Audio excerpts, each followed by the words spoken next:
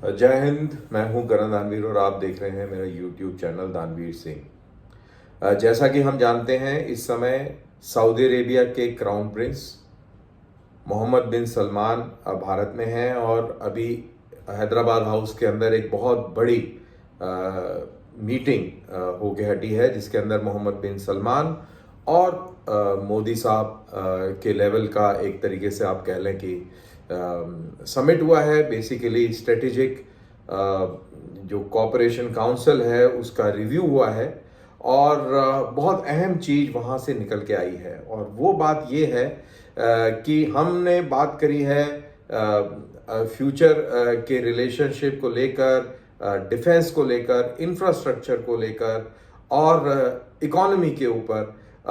इस तरीके से यहाँ पर बात हुई है और भारत ने ये कहा है कि मोस्ट इम्पॉर्टेंट स्ट्रेटेजिक एलाई हमारा अगर है this side of the globe, तो वो सऊदी अरेबिया है। सऊदी अरेबिया के साथ हमारे political, security, cultural, economy, trade and commerce, defence, इनके ऊपर पूरा जो ये स्ट्रेटेजिक कोऑपरेशन काउंसिल है, इन चीज़ों के ऊपर मुश्तमिल है। और ये एक बहुत ही डिफाइनिंग मोमेंट है as far as India is concern. अब वो क्यों है, इसको थोड़ा समझते हैं। अगर आप हिस्ट्री में जाएं, आज़ादी के बाद से लेके और 2000 तक, मैं कहूँगा 2000 के बाद में चीज़ें बदली होना शुरू हो गई थी और 2014 के बाद में जब से मोदी साहब आए हैं, तब से उन्होंने इस पूरे डायरेक्शन में बहुत ज़बरदस्त पुश दिया है। अब शुरू में गल्फ कंट्रीज जो कि सऊदी अरेबियन लेड थे, OIC कंट्रीज जो कि सऊदी अरेबियन लेड अगेन, ये लोग भारत को थोड़ा सा नज़रअंदाज करते थे। उसका कारण था पाकिस्तान भारत को आइसोलेट करता था अरब कंट्रीज के अंदर, और उस समय की जियोपॉलिटिक्स भी इसी तरीके की थी। यूनाइटेड स्टेट्स ऑफ अमेरिका का एक बहुत इम्पॉर्टेंट स्ट्रेटेजिक अलाई पाकिस्तान हुआ करता था, कागजों में तो वो आज भी है। और भारत के साथ इतने अच्छे रिश्तेदारी नहीं थी अमेरिका की। अमेरिका भारत को रशिया के साथ ज़्यादा समझता था, सोवियत यूनियन के साथ, तो वो भी अटकलें लगाता था और पाकिस्तान को आगे करते था कि तुम मुसलमान खेलो और इनको स्लाइड करो, दरकिनार करो। लेकिन सऊदी अरेबिया के जो किंग थे, उनका जो पर्सनल जो रुझान था भारत के प्रति, वो हमेशा से थोड़ा सा सॉफ्ट रहा है। पॉलिटिक्स और जियो पॉलिटिक्स, इकोनॉमिक्स को छोड़ के जो उनका पर्सनल जाति, वो अपनी जगह पर है। लेकिन अब ओवर द ईयर्स क्या हुआ है कि अमेरिका को पाकिस्तान की रेलिवेंस अमेरिका के लिए ख़त्म हो गई या कम हो गई। भारत की रेलिवेंस अमेरिका को नज़र आ रही है। अगले 50 से 100 साल उसको भारत नज़र आ रहा है। सऊदी अरेबिया और गल्फ कंट्रीज़ को भी ये बात समझ में आ रही है। सबसे नज़दीक इकोनॉमिक पावर हाउस, डिफेंस के मामले में सबसे तगड़ा ताकतवर मुल्क अगर गल्फ कंट्रीज़ के नज़दीक है तो वो भारत है। भारत के पास अब टेक्नोलॉजी है, भारत के पास एक मार्केट है, भारत के पास एग्रीकल्चर है, भारत दुनिया का फूड बास्केट बनने की सलाहियत रखता है। तो आप किसी भी चीज़ को ले लें, natural resources, food and grain, energy यानी कि गैर रिवायतन energy, solar energy, hydro power, अब बैटरी रिलेटेड जो ऑटोमोबाइल्स हैं और बाकी चीज़ें हैं, फिर आपका बायो टेक्नोलॉजी है, बायोफ्यूल्स हैं। ये सारी चीज़ें अब रेवोल्यूशनाइज कर रही हैं इंडिया का एनर्जी सेक्टर, इंडिया का एनर्जी कंजम्पशन पैटर्न। इसका नतीजा क्या होगा? हम लोग ऑयल इंपोर्ट कम करना शुरू कर देंगे, और हमने पहले से कम करना शुरू भी कर दिया है, क्योंकि 20% एथेनॉल का इस्तेमाल हमने शायद डीजल में या पता नहीं शायद पेट्रोल में करना शुरू कर दिया है। तो उस तरीके की परसेंटेज आ गई है। इलेक्ट्रिक व्हीकल्स पे बड़ा पुश दिया जा रहा है, और आने वाले समय में हम देखेंगे कि इलेक्ट्रिक व्हीकल्स जो हैं वो भारत की सड़कों पर चलेंगे। यानी कि अगेन आपका बिल किस चीज का कम होगा? तेल का कम होगा। तेल कहां से आता है? अरब दुनिया से आता है। सऊदी अरेबिया से सबसे ज्यादा भारत अपना तेल निर्यात करता है, आयात करता है, करेक्शन। फिर आपका इन्वेस्टमेंट सोलर एनर्जी में बहुत जबरदस्त है, विंड एनर्जी के अंदर बहुत जबरदस्त है, हाइड्रो पावर में तो आप हैं ही हैं, और न्यूक्लियर एनर्जी के अंदर भी आपका बहुत ज्यादा इन्वेस्टमेंट है। तो बेसिकली इंडिया जो है वो तेल के ऊपर निर्भरता कम कर रहा है।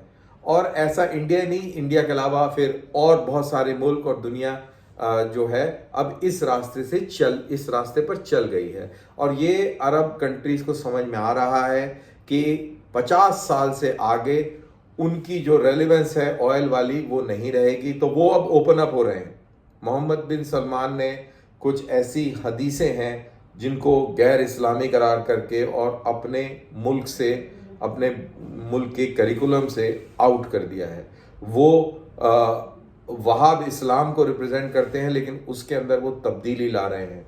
वहाँ पे औरतों को गाड़ी चलाने की इजाज़त दे दी गई है। वहाँ पर पिक्चरें दिखाई जा रही हैं, पिक्चर हॉल खुल गए हैं।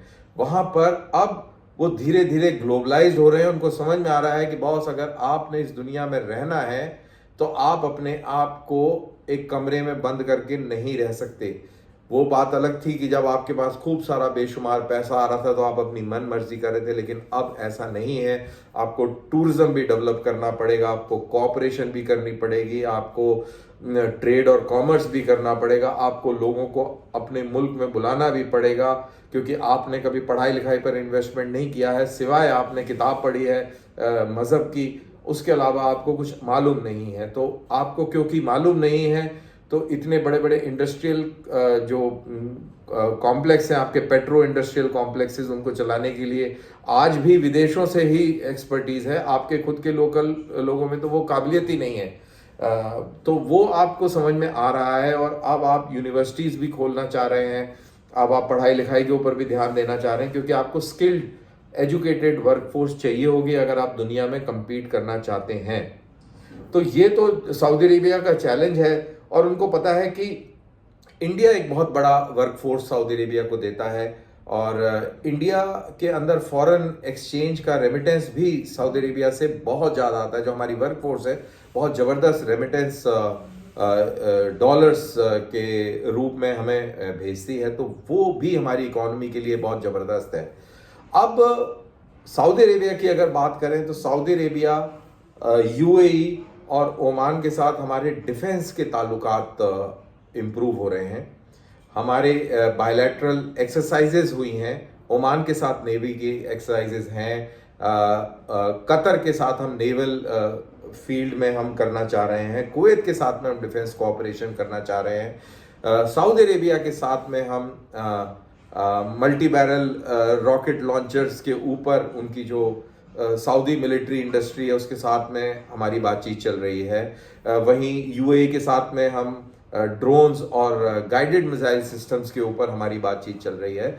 और जैसा कि हम सब जानते हैं 2020 में भारत के सेना अध्यक्ष नरवणे सऊदी अरेबिया गए थे। ऐसा पहली बार हुआ था, तो वो भी एक बहुत मेजर सिग्निफिकेंट चेंज आया है जिस तरीके से ये हमको देखते हैं।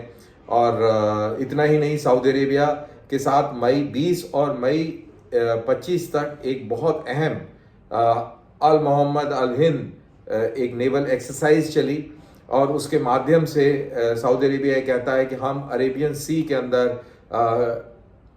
पीस रखना चाहते हैं। भारत की आर्म फोर्सेस के साथ हम कोलैबोरेशन कोऑपरेशन करना चाहते हैं, इंटेलिजेंस शेयरिंग करना चाहते हैं, और वो ये भी चाहते हैं कि सऊदी अरेबिया की मिलिट्री पर्सनल की ट्रेनिंग इंडियन मिलिट्री इंस्टीट्यूट्स में हो। तो ये एक बहुत बड़ा अच्छा डेवलपमेंट है। और भारत के अंदर जो सेल्फ रिलायंस पे जो जोर दिया जा रहा है, और जो हम अपनी डिफेंस टेक्नोलॉजी जो डेवलप कर रहे हैं, हम चाह रहे हैं कि इसका एक्सपोर्ट हो और हमें एक बहुत बड़ा मार्केट अरब दुनिया में दिखता है। लेकिन याद रहे कि हमारा वहाँ पे कंपटीशन यूरोपियन आर्म्स कंपनी के साथ में है, अमेरिकन आर्म्स कंपनी के साथ में है, और अभी नया प्लेयर जो बीच में घुस चुका है, that is the Chinese player, उनके साथ में। तो हमारे लिए कंपटीशन बहुत टफ है। लेकिन कंपटीशन चाहे जैसा भी हो, हमने देखा पिछले 10 साल में कैसे हम लोगों ने अपने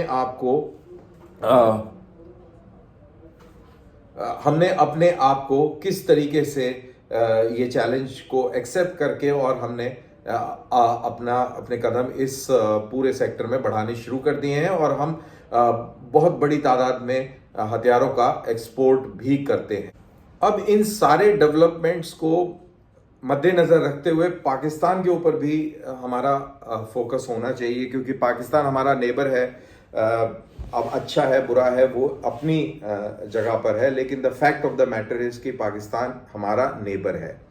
अब पाकिस्तान के मीडिया में तो पूरी तरह ब्लैकआउट है as far as G20 is concern. Pakistan के अंदर TTP के हमले हो रहे हैं, उसके ऊपर भी ज़्यादा जानकारी निकल के नहीं आ रही है। लोकल सोर्सेस और social media, that is Twitter, और यहाँ से कुछ ना कुछ चीज़ें निकल के आ रही हैं, तो उससे पता लग रहा है कि वहाँ पे स्थिति काफ़ी गंभीर है। तो जैसा मैंने कहा कि G20 की वो बात नहीं कर रहे हैं, चंद्रयान की भी उनके मीडिया में बात नहीं हुई, लेकिन बहुत अहम जो सेंटिमेंट निकल के आता है वो वहाँ के यूट्यूबर्स जो कि कमाल का काम कर रहे हैं, जो कि रोड पर जाते हैं, आवाम से बात करते हैं, उनके थ्रू एक जनरल सी एक इंफॉर्मेशन मिलती है, जो कि जनरली अगर देखा जाए तो वो भी एक ऑर्केस्ट्रेटेड माहौल होता है, जिसके अंदर वो बोल के हम इस तरीके से बात करेंगे और तुम ऐसे करके वो माहौल पहले से ही बना देते हैं वीडियो बनाने के। लेकिन फिर भी जब ऑन ग्राउंड जब ये बातें होती हैं तो बहुत कुछ निकल के आता है। तो उससे भी हमें समझ में आ रहा है कि ब्लैकआउट चाहे कितना भी किया हो, लेकिन लोग बड़े ध्यान से भारत की पूरी कहानी सुन रहे हैं। और G20 के माध्यम से, और अब सऊदी अरेबिया को लेकर इनका बहुत बड़ा सेंटिमेंटल अटैचमेंट है पाकिस्तानियों को, क्योंकि पाकिस्तानियों ने जब भारत से अलग हुआ, आज़ाद हुआ अंग्रेज़ों से, तो उन्होंने ये रखा कि भाई हम अपनी हिस्ट्री को मोहनजोदारो से और आर्यन हिस्ट्री और ये हमारे जो हिंदू और बुद्धिस्ट जो कल्चर है, ओरिजिन्स हैं, उससे हम गुरेज करेंगे, हम दूर हटेंगे और हम अपने आप को अरब के साथ में अपने आप को जोड़ेंगे। हम या तो हम अपने आप को अरबी समझेंगे, या हम फारसी समझेंगे, या हम तुर्की समझेंगे।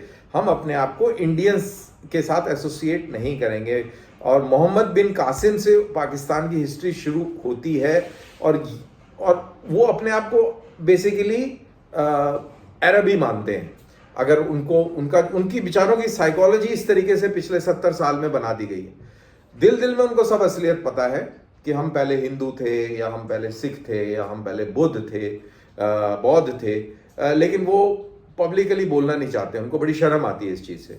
अब मोहम्मद बिन सलमान इंडिया आ गए, उनके जो डैडी हैं, डैडी साहब यहाँ आए हुए हैं, तो वहाँ पे ये जो ये आपके अडॉप्टेड चिल्ड्रन हैं, ये बेचारे रो रहे हैं कि यार ये हमारे पास नहीं आ रहे। बड़ी इन्होंने रिक्वेस्ट करी कि आप कम से कम थोड़ी देर के लिए आ जाइए, यहाँ पे लैंड कर जाइए, थोड़ी देर के लिए आ जाइए। तो लेकिन खैर बहरहाल ऐसा नहीं हो रहा है, और उन्होंने अपना जो पाकिस्तानी दौरा है वो मुलतवी कर दिया है, वो बाद में जाएंगे।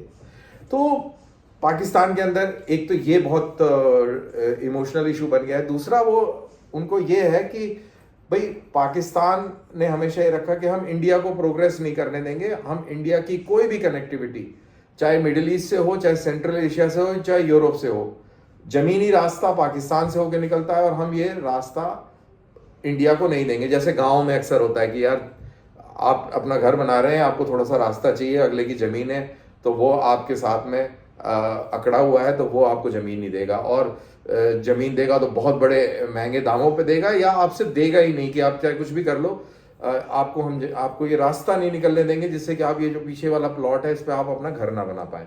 तो ये वाली सोच पाकिस्तान के अंदर है, और आज तक वो कामयाब भी रहा है इस सोच में, बाय द वे। लेकिन अब टेक्नोलॉजी इस तरीके से है, सिचुएशन बदली हो गई है, दुनिया चेंज हो रही है, और इस नई दुनिया के अंदर बहुत कुछ बदली हो गया है। तो अब इंडिया ने क्या किया है, इंडिया ने सऊदी अरेबिया और इटली की मदद से, इजराइल की मदद से, इजराइल इस बीच में मत भूलिएगा, इजराइल की मदद से ये पूरा ये कहानी गढ़ी है India, middle east and Europe का एक कॉरिडोर, जिसके अंदर इजराइल, मार्क माय वर्ड्स, बहुत अहम रोल अदा करेगा, वो भी इसमें शामिल होगा। और अमेरिका की इसकी बैकिंग है। बेसिकली BRI जो चाइना का है उसको चैलेंज किया जा रहा है। लेकिन अब क्या होगा कि हमारे यहाँ से कंटेनर शिप्स जाएंगे, यहाँ से सऊदी अरेबिया या ओमान के पोर्ट पर उतरेंगे, या UAE के उधर उतरेंगे, वहाँ से कंटेनर नीचे उतरेंगे और ट्रेन पे चढ़ेंगे, और ट्रेन पे चढ़ के सीधा यूरोप जाएंगे। एक दूसरा, आपकी जो केबलिंग है, जो समुद्र में जो केबल बिछी हुई हैं अरेबियन सी में, इंडिया की भी बिछी हुई हैं, वो जो इंटरनेट और जो कम्युनिकेशन केबल्स हैं, वो हो सकता है अब अरब से होती हुई लैंड के जरिए और वो यूरोप जाएं। तो जो बहुत बड़ा जो रास्ता जो अदरवाइज वो कवर करती थी, वो ना करें, उसके मेंटेनेंस और जो बहुत सारे खर्चे हैं वो कम होंगे। इंडिया के लिए भी अभी यूरोप में जो सामान जाता है वो कैसे जाता है, वो वाया सुएज कैनाल होते हुए जाता है। सुएज कैनाल में ऐसा नहीं है कि आपने गाड़ी पकड़ी और एक्सीलेटर दबाया और दब्बी चल, खिंची चल, ऐसा नहीं है। वहाँ भी बड़ी बड़ी कतारें लगी हुई हैं, लाइन लगी हुई है, बहुत ज़्यादा टाइम वेस्ट होता है। तो जितना टाइम वेस्ट आप सुएज कैनाल को पार करने में करते हैं, उतने उसके आधे और एक चौथाई टाइम में, और भी उससे कम टाइम में, आप इंडिया से जो कंटेनर शिप्स हैं उसको लेकर सऊदी अरेबिया और ये जो अरब के जो पोर्ट्स हैं यहाँ पर छोड़ेंगे, यहाँ से वो ट्रेन में लदेंगे। जब तक आप सुएज कैनाल और मेडिटेरेनियन क्रॉस करते हैं, उतने टाइम में तो आप यूरोप पहुंच जाएंगे, और आपकी खाली ट्रेन वहां से या वहां से सामान लेके इधर को रवाना हो जाएगी। तो टाइम की बचत होगी। टाइम की बचत का मतलब है कि पैसे की बचत होगी। तो ये बहुत बड़ा इंपॉर्टेंट, बहुत बड़ा गेम चेंजर है। तो इसमें आपने क्या किया, इसमें आपने पाकिस्तान को बिल्कुल साइडलाइन करके आउट कर दिया है, क्योंकि पाकिस्तान के अंदर लॉ एंड ऑर्डर नहीं है, दहशतगर्दी है। बलूचिस्तान वाले कहते हैं कि हमें आज़ादी चाहिए, चाइना को सांस नहीं लेने दे रहे। ईरान शिया है, चाइना को वो पसंद नहीं, पाकिस्तान को वो पसंद नहीं है, शियाओं से नफरत करते हैं। आगे आप चले जाइए, इराक, सीरिया, ये सब यहाँ पे बहरान है। तो कि ये जो अगर ये कॉरिडोर यहाँ से बनता भी तो ये बहुत ही मुश्किलों से भरा हुआ कॉरिडोर होता। तो अब अगर ये कॉरिडोर बनेगा, जो कि बनेगा, 100% बनेगा, और क्योंकि इसके अंदर विन विन सिचुएशन है सबकी, अनलाइक BRI के अंदर बहुत ज़्यादा हिडन और ओपन जो शर्तें थी वो बहुत ज़्यादा भारी थी मुल्क के लिए। हमने देखा कैसे श्रीलंका एक बहुत ज़बरदस्त एग्जाम्पल है, पाकिस्तान एक दूसरा एग्जाम्पल है, और इटली अब उस BRI को छोड़ के बाहर निकल रहा है। लेकिन जो ये जो फ्रेट कॉरिडोर जो बन रहा है, जो कॉरिडोर की जो हम बात कर रहे हैं, नॉट फ्रेट कॉरिडोर, जो कॉरिडोर की बात कर रहे हैं, that is sea rail link की जो बात कर रहे हैं, ये विन विन है। और इसके अंदर ऐसी शर्त नहीं है, ये basically growth of engine of growth है फॉर ऑल द पीपल जो इससे जुड़ेंगे और इसमें मिलेंगे। तो ये एक बहुत इंटरेस्टिंग स्ट्रेटेजिक डेवलपमेंट होगा। और जो आज आपने जो इमेजेस देखी हैं मोहम्मद बिन सलमान और मोदी साहब की, ये अगले 50 साल को डिफाइन करने वाली हैं। अभी तक इंडिया की जो जियो इकोनॉमिक्स और जियो स्ट्रेटेजिक फोकस और सक्सेसफुल फोकस जो रहा है, वो लुक ईस्ट पॉलिसी का रहा है। अब ये लुक वेस्ट पॉलिसी के तहत I2U2, और अब ये सऊदी अरेबिया के साथ में ये गठजोड़, और इसके अंदर अब इजराइल भी जुड़ेगा, क्योंकि इजराइल के पास तकनीक है जो किसी के पास नहीं है। तो इजराइल के पास तकनीक है, भारत के पास कैपेसिटी है, भारत के पास भी तकनीक है, और भारत के पास मैन पावर है, स्किल्ड मैन पावर है, एजुकेटेड मैन पावर है, और गल्फ कंट्रीज के बाद में पास में ऑयल है, उनके पास में लॉ एंड ऑर्डर है, लॉ एंड ऑर्डर बहुत इंपॉर्टेंट है। तो ये सारी चीज़ें मिला के, और स्ट्रेटेजिक लोकेशन है, तो ये सारी चीज़ें अगर आप देखेंगे तो ये बहुत अहमियत वाली हैं, और इससे अगले 50 साल आपके डिफाइन होने वाले हैं। इसी के साथ मेरा वीडियो यहाँ पे थोड़ा दोस्तों लंबा हो गया है, लेकिन आई एम श्योर ये काफ़ी एजुकेटिव रहा होगा आपको। तो इसको प्लीज़ लाइक करें और अपने दोस्तों के साथ शेयर भी करें। जय हिंद।